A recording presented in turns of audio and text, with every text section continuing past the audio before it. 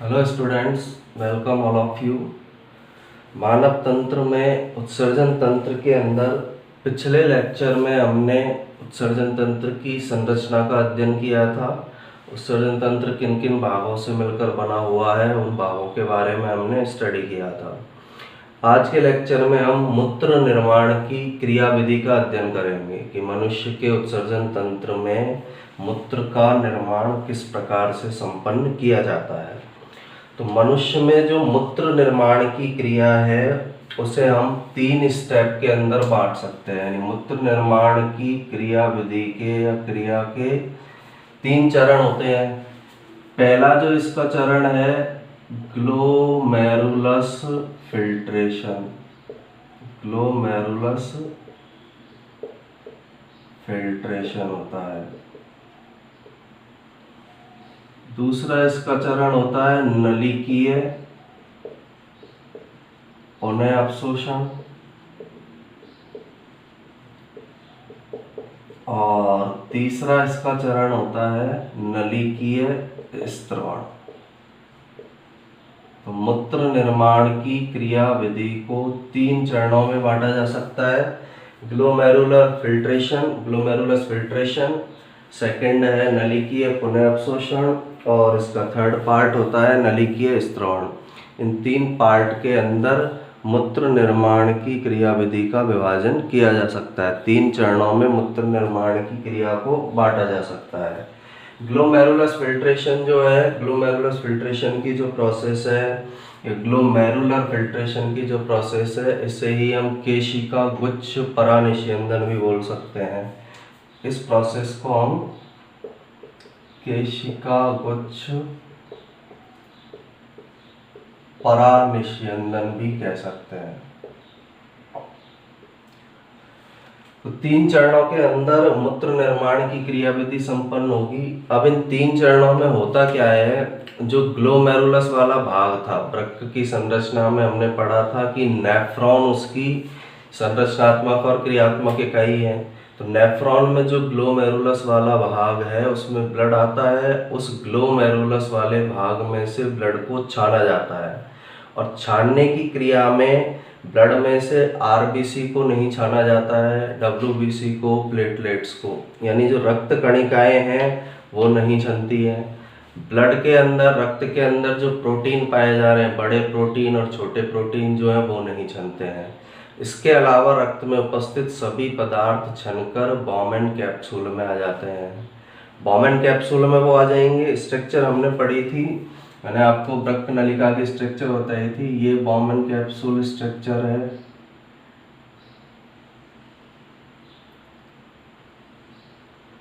ये Bowman capsule है। नीचे किससे जुड़ा हुआ है? पीसीटी से।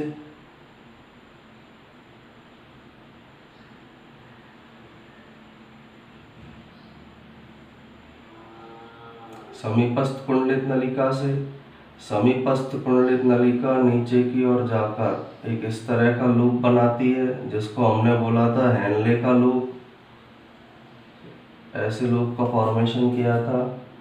हेनले का लूप ऊपर की ओर जाकर दूरस्थ कुंडलित नलिका बनाता है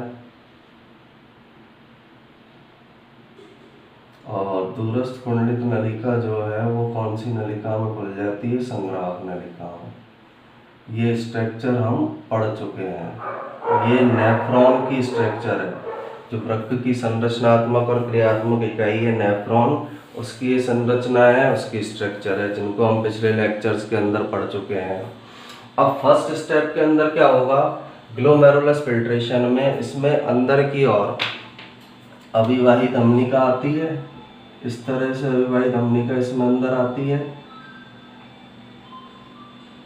और अंदर की ओर आकर केशिकाओं का एक जाल बना लेती है। इस तरह का जाल इसके द्वारा बनाया जाएगा और अपवाही धमनिका के रूप में ये बाहर निकल जाती है।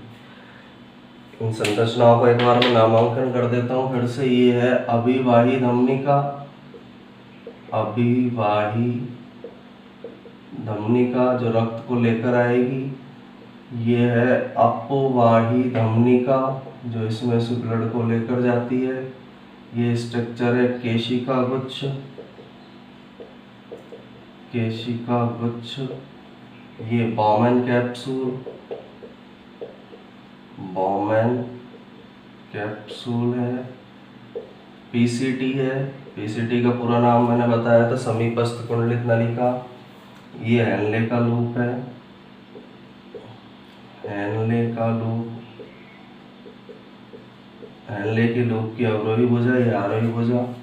ये डीसीटी है, दूरस्थ कुंडलित नलिका, और ये कलेक्टिंग डक्ट है या संग्राहक नलिका।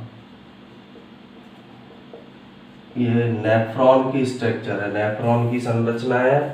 नेफ्रॉन के प्रमुख भाग होते हैं, एक तो ये बॉमेन कैप्सूल केशिका गुच्छ वाला भाग, बॉमेन कैप्सूल वाला भाग एक होता है, इसमें रीनल ट्यूब्यूल, वृक्क नलिका, वृक्क नलिका में पीसीटी, हेनले का लूप, डीसीटी आते हैं। अब पहली प्रोसेस के अंदर क्या होगा, जो अविवाहित धमनी का ब्लड को लेकर आ रही है केशिका गुच्छ में, उस ब्लड में से रक्त कणिकाओं को छोड़कर, रक्त के बड़े प्रोटीन को छोड़कर, छोटे प्रोटीन को छोड़कर सारे भाग को छान लिया जाता है। अब जब इसमें से छाना जाएगा तो ब्लड किस में आ जाता है, बॉमेन कैप्सूल में। छानने के बाद ब्लड बॉमेन कैप्सूल में आ गया। और जब इसे छान लिया जाता है, छानने के बाद हम इसे ब्लड नहीं कहते हैं, इसे कहते हैं फिल्ट्रेट। जब ब्लड को छान लिया, रक्त को छान लिया जाता है तो इसे क्या कहा जाता है, फिल्ट्रेट। ये हो गया इसका पहला चरण, ग्लोमेरुलस फिल्ट्रेशन। अब इसके बाद फिल्ट्रेट, ये जो फिल्ट्रेट है ये नीचे आता है, पीसीटी के अंदर आएगा, बॉमेन कैप्सूल में से ये किसके अंदर आता है, फिल्ट्रेट पीसीटी के अंदर आ जाता है। अब पीसीटी में क्या किया जाता है, इस फिल्ट्रेट के अंदर ग्लूकोज उपस्थित है, अमीनो अम्ल उपस्थित है, जल उपस्थित है, यूरिया इस फिल्ट्रेट के अंदर उपस्थित है।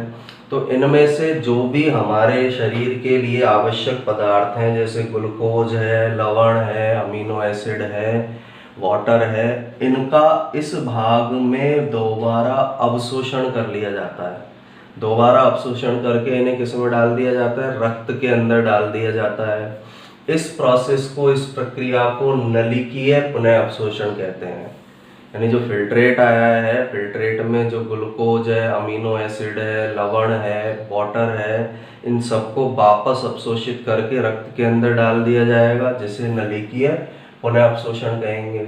इसके बाद ये फिल्ट्रेट कहाँ जाएगा, नीचे हेनले के लूप में।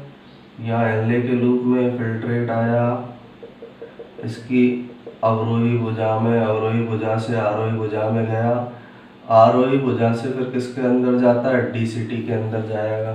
हेनले के लूप में भी इसमें से जल का अवशोषण कर लिया जाएगा। हेनले के लूप जो है वो प्रमुख रूप से जल के अवशोषण में काम में आता है। फिर डीसीटी के अंदर जब ये जाता है तो जो हमने कुछ पदार्थों का पुनः अवशोषण किया था, उनमें से कुछ आयन जो ज़्यादा मात्रा में ब्लड के अंदर आ गए थे, उन आयनों को डीसीटी के द्वारा, वो रक्त के जो नलिकाएं हैं, वासा रेक्टा में बनाऊंगा, वासा रेक्टा भी, वासा रेक्टा के द्वारा डीसीटी में डाल दिया जाता है। यानी जो पदार्थ जरूरत से ज़्यादा आ गए थे, उन पदार्थों को वापस इस फिल्ट्रेट में डाल दिया जाता है। इस प्रोसेस को, इस प्रक्रिया को नलिकीय स्त्रवण कहते हैं। इसके बाद ये जो फिल्ट्रेट है, ये फिल्ट्रेट किस में चला जाता है, संग्राहक नलिका में। संग्राहक नलिका में चला जाएगा। संग्राहक नलिका में भी इसमें से जल का अवशोषण किया जाता है, जिससे मूत्र या यूरिन क्या हो जाता है, गाढ़ा हो जाता है। संग्राहक नलिका से ये यूरेटर वाले भाग के अंदर या मूत्र नलिका में जाएगा, मूत्र नलिका से मूत्राशय में जाएगा, और मूत्राशय से इसे मूत्र जनन छिद्र के द्वारा या मूत्र छिद्र के द्वारा बाहर निकाल दिया जाता है। तो ये सारी प्रोसेस जो है, ये मूत्र निर्माण के अंदर 3 प्रकार की प्रक्रियाएं होती है, ग्लोमेरुलस फिल्ट्रेशन, केशिका गुच्छ परानिषेधन, नलिकीय पुनः अवशोषण और नलिकीय स्त्रवण। अब ये जो स्ट्रक्चर है, इसमें क्या होता है, इसके साथ में ही ये जो हेनले का लूप बनाया है, इसके पैरेलल ही केशिकाओं का एक गुच्छा पाया जाता है। केशिकाएं जो होती है उनका एक गुच्छा या समूह पाया जाता है।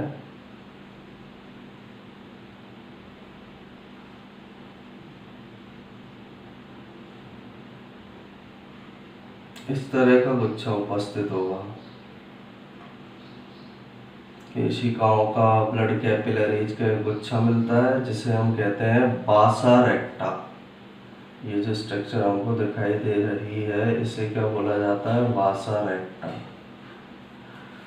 तो ये जो अवशोषण होगा, अवशोषण के अंदर तो क्या किया जाएगा, जो पीसीटी वाला भाग है उस पीसीटी वाले भाग में जो भी पदार्थ हैं जैसे ग्लूकोज, अमीनो एसिड, लवण, इनको पुनः अवशोषित कर लिया जाएगा, जल को अवशोषित कर लिया जाएगा और उसे इस किसके अंदर डाल दिया जाता है? बासा रेक्टा के अंदर डाल दिया जाएगा।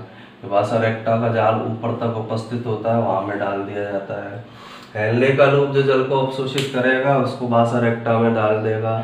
जो sodium ion, chloride ion, potassium ion को अवशोषित करेगा बासा रेक्टा में डाल देगा। डीसीटी के यहाँ भी बासा रेक्टा केशिकाएं उपस्थित होती है, वहाँ डीसीटी क्या करता है? डीसीटी में उस बासा रेक्टा के द्वारा जो जरूरत से ज़्यादा आयन ब्लड में आ चुके हैं उनको वापस फिल्ट्रेट में डाल दिया जाता है, जिसे हम नलिकीय स्त्रवण कहते हैं। तो ये 3 चरणों में मूत्र निर्माण की जो क्रिया विधि है मनुष्य के अंदर संपन्न होती है, मनुष्य के अंदर कंप्लीट होती है।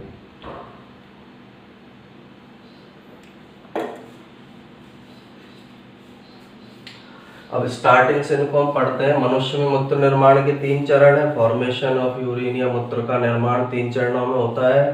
पहला ग्लोमेरुलर फिल्ट्रेशन, केशिका गुच्छ परानिषियंदन, दूसरा नलिकीय पुनः अवशोषण और तीसरा होता है नलिकीय स्त्रवण। और ये सभी काम अलग अलग भागों में होते हैं। अलग अलग भागों में क्या हो रहे हैं? जो परानिषियंदन है इस केशिका गुच्छ वाले भाग में हो रहा है।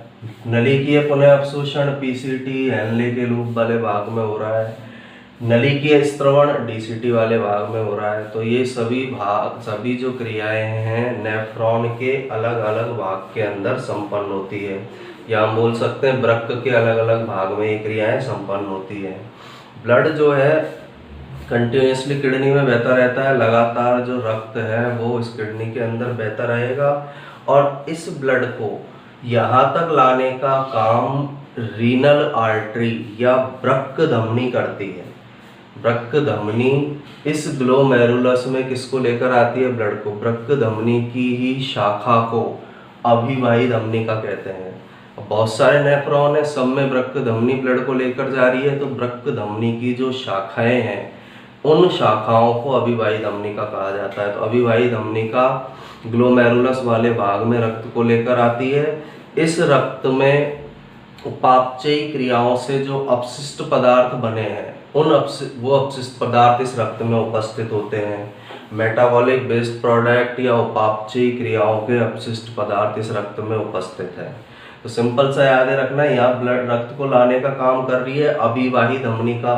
अभिवाही धमनी का क्या होती है? जो वृक्क धमनी है उसकी शाखाओं को ही अभिवाही धमनी का कहा जाता है। वृक्क में अनेक नेफ्रॉन है, हर नेफ्रॉन में वृक्क धमनी अपनी शाखा अभिवाही धमनिका के द्वारा रक्त को लेकर जाती है और उस रक्त में उपापचयी क्रिया से बनने वाले अपशिष्ट पदार्थ उपस्थित होते हैं। इसके बाद दोनों किडनी जो है लगभग 1000 से 1200 ml, 1000 से कितने ml ब्लड को प्योरीफाई करती है? 1200। दोनों किडनी के द्वारा 1000 से 1200 ml ब्लड को हर मिनट प्रति मिनट फिल्टर किया जाता है। सबसे पहले जो ग्लोमेरुलस फिल्ट्रेशन हम पढ़ रहे हैं, ग्लोमेरुलस में रक्त को कौन लेकर आती है? अभिवाही धमनिका। अभिवाही धमनिका रक्त को किस में लेकर आई?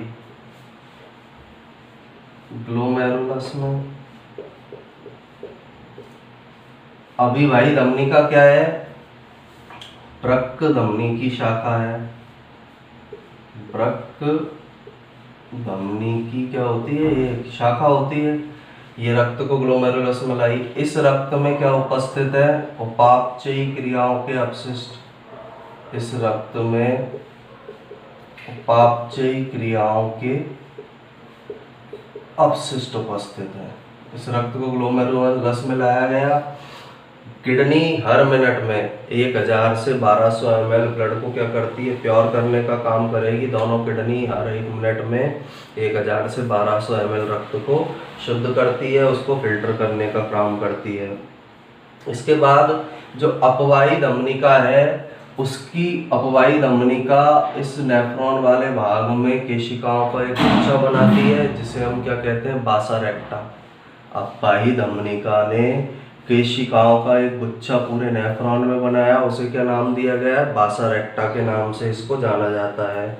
और इसके बाद क्या होगा, जो बासा रेक्टा जो है, इसके अंदर रक्त होगा, रक्त से पदार्थों को अवशोषित किया जाएगा, रक्त में पदार्थों को अवशोषित किया जाएगा और रक्त से पदार्थों का स्त्रवण फिल्ट्रेट के अंदर किया जाएगा। अब नेफ्रॉन के अंदर ये फिल्ट्रेशन की क्रिया होगी। ये जो स्ट्रक्चर है नेफ्रॉन है, नेफ्रॉन का भाग ही केशिका गुच्छा, उसमें फिल्ट्रेशन की क्रिया होती है। इस फिल्ट्रेशन के अंदर क्या किया जाता है, किस किस चीज, रक्त में किस किस चीज को छान लिया जाता है। एक तो रक्त में क्या नहीं आते हैं, रक्त में रक्त कणिकाएं नहीं आएंगी, रक्त में रक्त कणिकाएं नहीं आएंगी, वो ऊपर ही रहेंगी। केशिका गुच्छ में से इनको नहीं छाना जाता है फिल्ट्रेट में। दूसरा, बड़े और छोटे प्रोटीन के अणु नहीं आएंगे। रक्त के अंदर जो बड़े और छोटे प्रोटीन के अणु हैं, ये नहीं चलते हैं। रक्त में जो रक्त कणिकाएं उपस्थित है, बड़े और छोटे प्रोटीन के अणु जो उपस्थित हैं, वो फिल्ट्रेशन की क्रिया में नहीं चलते हैं, इन्हें फिल्ट्रेशन की क्रिया में नहीं छाना जाता है।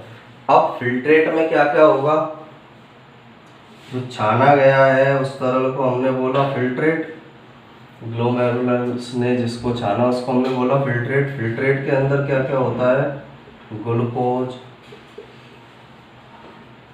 अमीनो अम्ल, लवण, यूरिया, ये पदार्थ फिल्ट्रेट के अंदर होंगे। फिल्ट्रेट क्या है, जब रक्त को ग्लोमेरुलस ने छान दिया तो उस रक्त को हम फिल्ट्रेट के नाम से जानते हैं। फिल्ट्रेट में ये पदार्थ उपस्थित होंगे, ये फिल्टर कर लिए जाते हैं और इस फिल्ट्रेट को कहाँ भेज दिया जाता है, बॉमेन कैप्सूल में। फिल्ट्रेट को छानने के बाद किसके अंदर भेज दिया, बॉमेन कैप्सूल। फिल्ट्रेट छना, इसमें से रक्त को छाना, फिल्ट्रेट बना, फिल्ट्रेट को बॉमेन कैप्सूल के अंदर भेज दिया, बॉमेन कैप्सूल में इसको भेज दिया जाता है। इसके बाद यहाँ तक कौन सी क्रिया कंप्लीट हो गई हमारी, ग्लोमेरुलस फिल्ट्रेशन। ये प्रोसेस यहाँ पर कंप्लीट हो जाती है, ग्लोमेरुलस फिल्ट्रेशन या केशिका गुच्छ परानिषेधन। एक बार इसको फिर से रिवाइज कर देता हूँ मैं। जो अभिवाही धमनिका है, ब्लड को किसके अंदर लेकर आई, केशिका गुच्छ में। अभिवाही धमनिका क्या है, जो वृक्क की धमनी है उसकी शाखा को अभिवाही धमनिका कहते हैं। ये जो रक्त लाती है अभिवाही धमनिका, इसके अंदर उपापचयी क्रियाओं से बने हुए अपशिष्ट पदार्थ होंगे। केशिका गुच्छ में रक्त आया, केशिका गुच्छ क्या है, केशिकाओं का एक गुच्छा है, तो यहाँ से ब्लड को फिल्टर किया जाता है, छाना जाता है।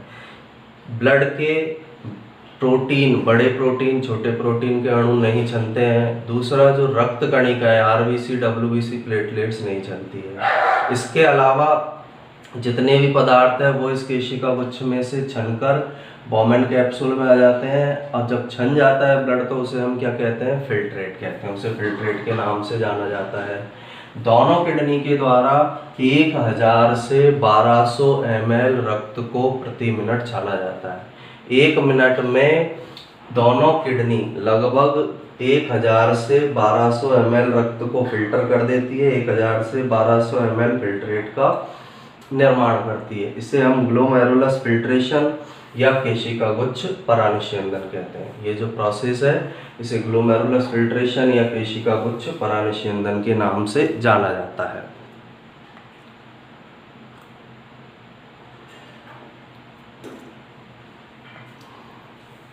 तो इसका आप स्क्रीनशॉट ले सकते हैं जिससे कि आप इसके नोट्स बना सकें, फिर हम दूसरे चरण को स्टार्ट करेंगे।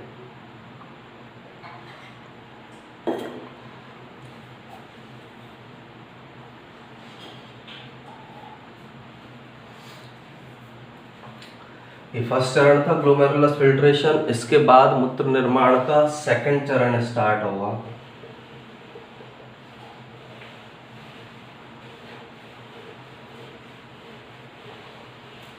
अब सेकंड चरण कौन सा है? नलिकीय पुनः अवशोषण।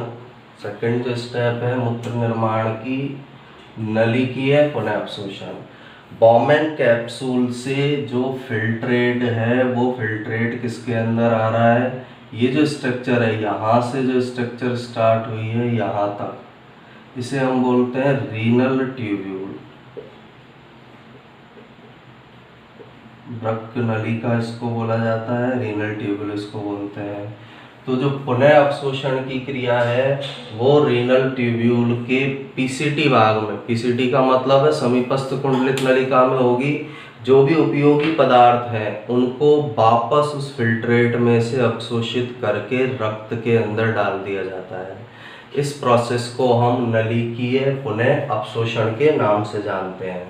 तो अब नलिकीय पुनः अवशोषण में क्या हुआ? फिल्ट्रेट किसके अंदर आया? केशिका गुच्छ से निषेचन हुआ। जब फिल्ट्रेट आया हमारा बॉमेन कैप्सूल में, चलने के बाद फिल्ट्रेट किस में आ जाता है? बॉमेन कैप्सूल में। बॉमेन कैप्सूल से फिल्ट्रेट किसके अंदर आएगा? पीसीटी, समीपस्थ कुंडलित नलिका के अंदर ये आ जाता है। या हम ये बोल सकते हैं समीपस्थ कुंडलित नलिका किसका भाग है? Renal tubule. तो वृक्क नलिका में ये आ जाएगा। वृक्क नलिका के पीसीटी भाग के अंदर ये फिल्ट्रेट आ जाता है। अब जो वृक्क नलिका है उसकी जो वॉल है, वॉल ये है, ये जो हमको भित्ति दिखाई दे रही है ये वॉल कहलाती है, भित्ति। वृक्क नलिका की भित्ति है वो सिंपल क्यूबॉइडल एपिथेलियम से बनी होती है। यानी वृक्क नलिका की भित्ति की क्या विशेषता है? वृक्क नलिका की भित्ति सरल घनाकार एपिथेलियम से बनी होती है। वृक्क नलिका की भित्ति सरल घनाकार किससे बनी हुई है? एपिथेलियम। ये वृक्क नलिका है, इसकी जो भित्ति है, ये भित्ति जो हमको दिखाई दे रही है यह सरल घनाकार एपिथेलियम से बनी हुई है।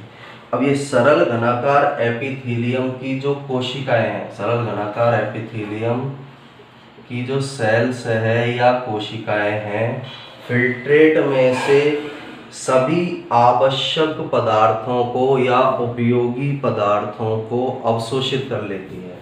सरल घनाकार वृक्क नलिका में आया, वृक्क नलिका की भित्ति में सरल घनाकार एपिथेलियम की कोशिकाएं हैं। ये सरल घनाकार एपिथेलियम की कोशिकाएं फिल्ट्रेट से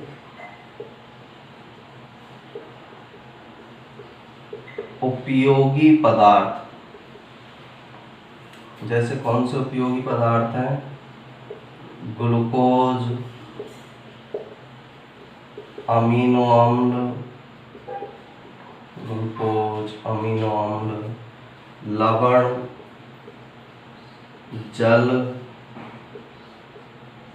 आदि का अवशोषण करके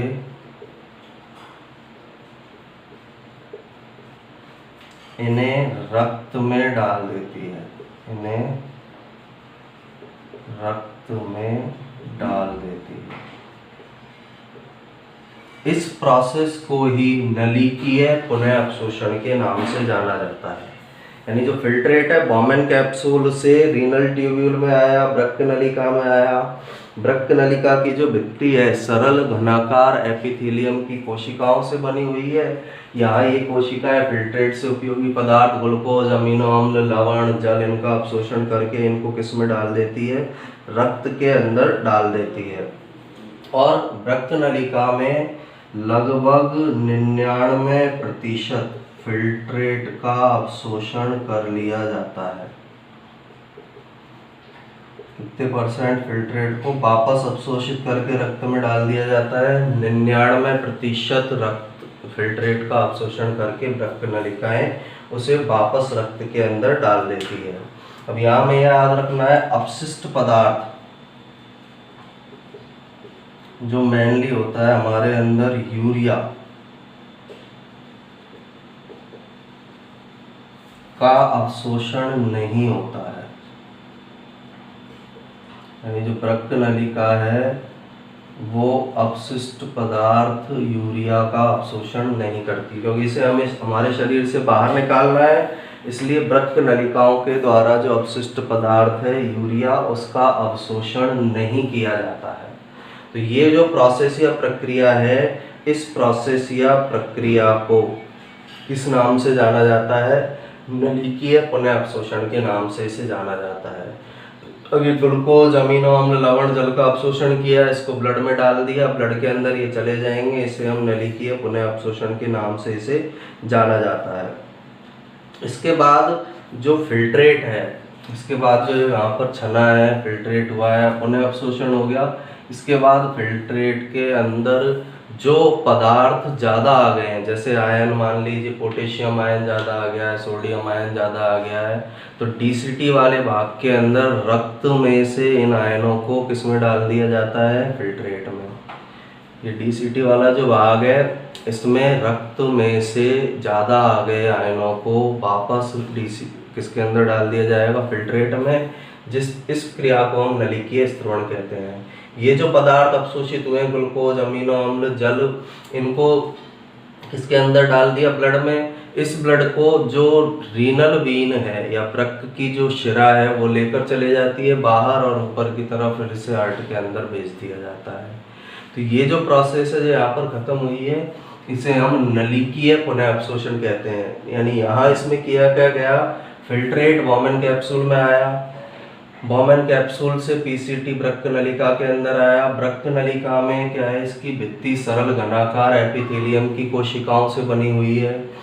ये कोशिकाएं फिल्ट्रेट से उपयोगी पदार्थ जैसे ग्लूकोज, अमीनो अम्ल, लवण, जल, इनका अवशोषण करके उन्हें रक्त में डाल देती है। इस रक्त को फिर जो वृक्क की शिरा है वो लेकर चली जाती है, ऊपर की ओर लेकर जाएगी, फिर इसे वीना केवा के अंदर डाल दिया जाता है, महाशिरा के अंदर इसे डाल दिया जाएगा।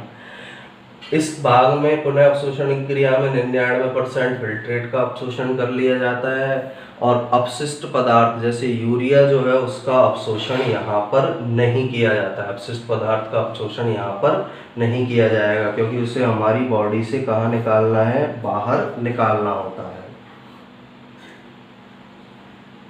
इसके बाद तीसरी प्रोसेस होगी हमारी नलिकीय स्त्रवण। इसका भी आप स्क्रीनशॉट ले सकते हैं, जिससे हम नेक्स्ट चरण को स्टार्ट करेंगे।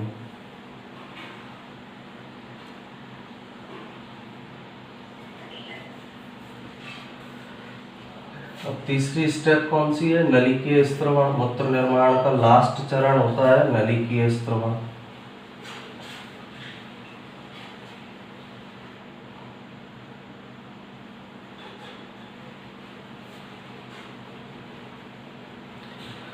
नलिकीय स्त्रवण की क्रिया में क्या होगा? फिल्ट्रेट आ गया हमारा कहाँ पर? डीसीटी में। पीसीटी में अवशोषण हुआ, हेनले के लूप की अवरोही आरोही भुजा में अवशोषण हुआ। अवशोषण के बाद 99% फिल्ट्रेट को अवशोषित कर लिया। इसके बाद फिल्ट्रेट आया डीसीटी दूरस्थ कुंडलित नलिका के अंदर। दूरस्थ कुंडलित नलिका में क्या किया जाता है? नलिकीय स्त्रवण। थर्ड जो स्टेप है, इस स्टेप के अंदर फिल्ट्रेट में डीसीटी में फिल्ट्रेट में कुछ आयनों जैसे पोटेशियम, सोडियम, कुछ दवाइयों जो ड्रग्स वगैरह होती है आदि को रक्त में से फिल्ट्रेट में डाल दिया जाता है। फिल्ट्रेट में डाला जाता है, और इस प्रोसेस को नलिकीय स्त्रवण कहते हैं। यानी यहाँ जो ब्लड था, पूरी कैपिलरीज का जाल चारों तरफ होता है इसमें, तो उस ब्लड में से जो भी पदार्थ ज़्यादा थे उनको किसके अंदर डाल दिया जाएगा? डीसीटी के अंदर, फिल्ट्रेट के अंदर डाल दिया जाता है। आयन वगैरह है, सोडियम पोटेशियम आयन है, कुछ यदि ड्रग्स वगैरह है, दवाइयों के अंश हैं, उनको इस डीसीटी वाले भाग के अंदर डीसीटी वाले भाग में डाल दिया जाता है। इस प्रोसेस को हम नलिकीय स्त्रवण कहते हैं। इसके बाद फिल्ट्रेट किस में चला जाता है? संग्राहक नलिका में। फिल्ट्रेट इसके बाद संग्राहक नलिका में आ जाता है, और संग्राहक नलिका में जब फिल्ट्रेट आ जाता है तब इसे किस नाम से जाना जाता है? मूत्र। यहाँ तक फिल्ट्रेट था, जब ये इसके अंदर आ जाएगा संग्राहक नलिका में तब इसे यूरिन या फिर मूत्र कहा जाता है। संग्राहक नलिका में आने के बाद इसे यूरिन या मूत्र कहा जाएगा। अब ये संग्राहक नलिकाएं क्या करती है? इस मूत्र को संग्राहक नलिकाओं के द्वारा किस में डाल दिया जाएगा? मूत्र नलिकाओं में। मूत्र नलिकाओं के द्वारा ये किस में जाता है? मूत्राशय में, और मूत्राशय से फिर मूत्र का उत्सर्जन कर दिया जाएगा।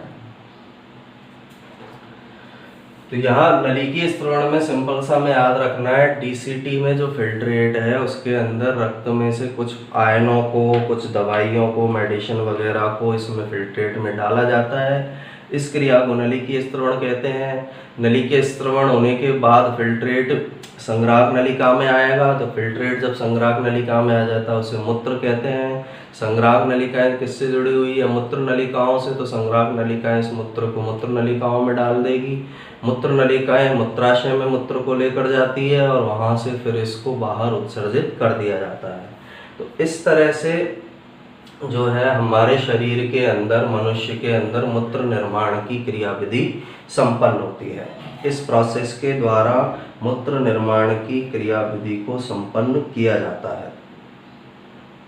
अब मूत्राशय के अंदर भी हमें याद रखना है, संरचना में हमने पढ़ा था जो मूत्राशय है वहां पर एक नीचे नलिका जुड़ी हुई है जिसे हम बोलते हैं यूरेथ्रा या मूत्र मार्ग। तो वहाँ एक स्फिंक्टर पाए जाते हैं, वो स्फिंक्टर खुलेंगे और स्फिंक्टर के खुलने के बाद मूत्र को शरीर से बाहर निकाल दिया जाएगा।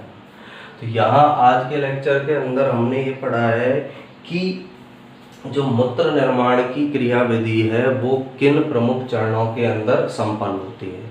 3 प्रमुख चरणों के अंदर हमने इसे बांटा है मूत्र निर्माण की क्रियाविधि को। ग्लोमेरुलस फिल्ट्रेशन, इस प्रोसेस के अंदर जो रक्त आएगा उसमें उसको छाना जाता है, उससे फिल्ट्रेट बनाया जाता है। क्या नहीं छनता है? रक्त कणिकाएं नहीं छनेंगी, बड़े प्रोटीन के अणु, छोटे प्रोटीन के अणु नहीं छनेंगे। इसके अलावा सब कुछ रक्त में से छन जाता है, फिल्ट्रेट बनाएगा। नलिकीय पुनःअवशोषण, फिल्ट्रेट रीनल ट्यूब्यूल या वृक्क नलिका में आता है जहां उपयोगी पदार्थों का अवशोषण कर लिया जाता है और उन्हें रक्त में डाल दिया जाता है, नलिकीय पुनःअवशोषण कहलाता है। नलिकीय स्त्रवण, जब फिल्ट्रेट डीसीटी में जाता है तो रक्त के अंदर जो ज़्यादा आयन अवशोषित हो गए थे जैसे सोडियम आयन, पोटेशियम आयन, उनको फिल्ट्रेट में वापस डाल दिया जाएगा। कुछ दवाइयाँ जो होती है, मेडिसिन जो ब्लड में उपस्थित है, उनको फिल्ट्रेट में डाल दिया जाएगा जिसे नलिकीय स्त्रवण कहते हैं। इसके बाद फिल्ट्रेट संग्राहक नलिका में जाता है। संग्राहक नलिका में जब फिल्ट्रेट पहुंचेगा तो उसे बोला जाता है मूत्र।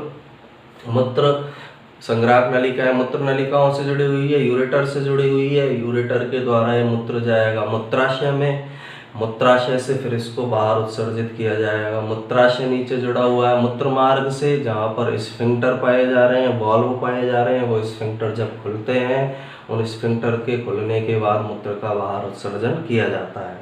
इस तरह से मनुष्य में मूत्र का निर्माण जो है वो संपन्न होता है। इसका भी आप स्क्रीनशॉट लेकर इसके नोट्स बना सकते हैं। इसके बाद लास्ट जो टॉपिक हमें इस उत्सर्जन तंत्र के अंदर पढ़ना है, कुछ ऑर्गन्स हैं हमारी बॉडी के जो उत्सर्जन में सहायक होते हैं, उन अंगों के बारे में हमें स्टडी करना है।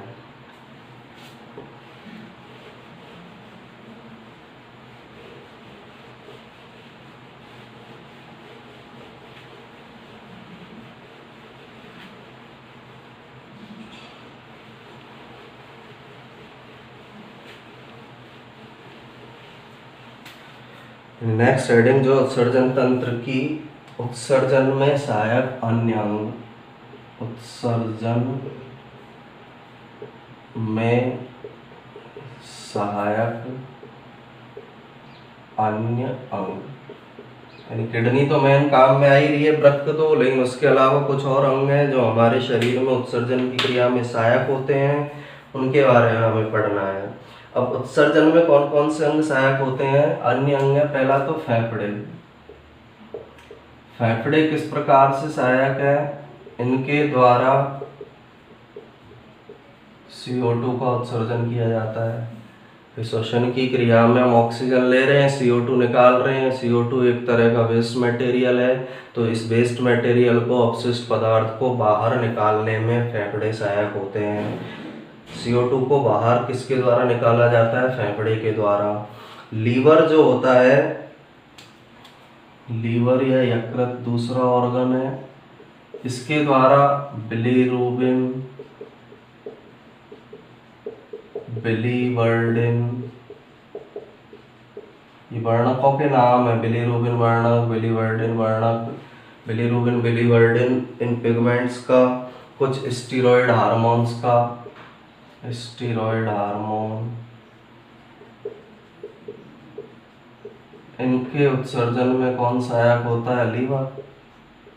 बिलीरुबिन, बिलीवर्डिन, स्टीरॉयड हार्मोन, इनके उत्सर्जन को लीवर के द्वारा संपन्न किया जाता है। लीवर क्या करता है? बिलीरुबिन, बिलीवर्डिन, स्टीरॉयड हार्मोन, जरूरत से ज़्यादा जो विटामिन है उनको मल के अंदर डाल देता है, फीसेज के अंदर डाल देगा, और वो मल के रूप में हमारे शरीर से बाहर निकलते हैं। तो लीवर इस तरह से उत्सर्जन में सहायक होता है। इसके अलावा जो हमारी स्किन या त्वचा है, तीसरा जो पार्ट हमारा उत्सर्जन में सहायक है, त्वचा। त्वचा के द्वारा किसका स्त्रवण होता है? पसीने का। त्वचा में जो श्वेत ग्रंथियां पाई जा रही है वो पसीने का स्त्रवण करेगी। पसीने के अंदर क्या है? लवण होते हैं, यूरिया होता है, तो पसीना निकलता है उसमें लवण है, यूरिया पाया जा रहा है, लैक्टिक एसिड पाया जाता है, लैक्टिक एसिड भी इसमें प्रेजेंट है। तो जो त्वचा में उपस्थित श्वेत ग्रंथियां हैं, त्वचा में भी कौन सी ग्रंथियां? श्वेत ग्रंथियां, पसीने के रूप में लवण, यूरिया, लैक्टिक अम्ल, जरूरत से ज़्यादा जो वाटर है, उन सबको बाहर उत्सर्जित करने में सहायता प्रदान करती है। तो तीन अन्य अंग हैं जो उत्सर्जन की क्रिया में हेल्प करते हैं, उत्सर्जन की क्रिया में सहायक होते हैं। तो यहाँ पर हमारा जो उत्सर्जन तंत्र है, मनुष्य का उत्सर्जन तंत्र कंप्लीट होता है।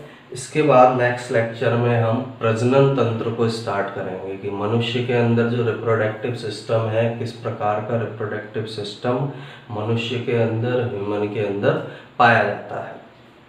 इसका भी आप स्क्रीनशॉट लेके इसके नोट्स बना सकते हैं।